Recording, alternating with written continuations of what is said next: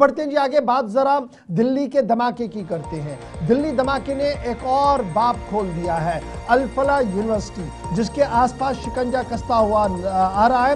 اطلاعات اور خبروں کے مطابق الفلاح کے حوالے سے دو اہم بڑی خبریں سامنے ہیں، اور سب سے بڑی بات یہ ہے کہ دلی دھماکوں کے اندر تحقیقات کو مزید تیز کر دیا گیا ہے۔ 48 الفلاح کے سٹاف ممبرز کو فی الحال پوچھ تاچھ کے لیے لے لیا گیا ہے۔ قومی تحقیقاتی ایجنسی نے شعیب جو وارڈ بوائے تھا وہاں، جس نے عمر کی مدد کی تھی، اس کو گرفتار کر لیا ہے۔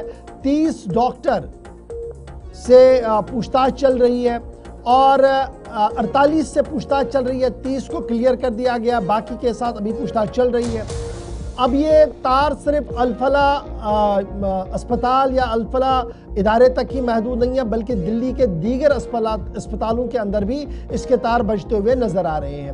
فی الحال قومی تحقیقاتی ایجنسی نے کچھ افراد کی گرفتاریاں کی ہیں، جن میں عمر نبی ہے، ڈاکٹر مزمل ہے، ڈاکٹر شاہین ہے، جو الفلاح کے ساتھ براہ راست ان کا وابستگی تھی، اور یہ کہا کہ یہ جیش محمد کا وہ موڈیول تھا جو انتہائی اہم موڈیول تھا، اور ان کے ساتھ ساتھ کئی اور لوگوں کی گرفتاری ہوئی، جن میں ڈاکٹر عدیل راتر ہے، پھر وہ مولوی صاحب ہیں عرفان وگے، جنہیں قومی تحقیقاتی ایجنسی نے گرفتار کیا تھا۔ اور ایجنسی کا ماننا ہے کہ اب وہ ریڈ فورٹ دھماکہ یعنی لال قلعے دھماکے کی جو عمر کی مومنٹ تھی اس کو ٹریک کر رہے ہیں، وہ کہاں سے گئے، اس کو ریکریٹ کیا جا رہا ہے، اور اس سے کئی اور اہم چیزیں جو ہے وہ کھلتی ہوئی نظر آ رہی ہیں۔ کل ملا کر تحقیقات رکی نہیں ہے، تحقیقات کا عمل جاری ہے، اور تحقیقات کا عمل صرف دلی تک ہی محدود نہیں ہے، یہ اتر پردیش تک بھی جا رہا ہے، یہ دیگر ریاستوں تک بھی جا رہا ہے، اور اثر اس کا جموں کشمیر کے اندر بھی ہے۔ اور اطلاعات اور خبر یہ ہے کہ صرف الفلاح ادارے تک ہی نہیں بلکہ دیگر اسپتالوں کے اندر بھی جانچ کا دائرہ وسیع کر دیا گیا ہے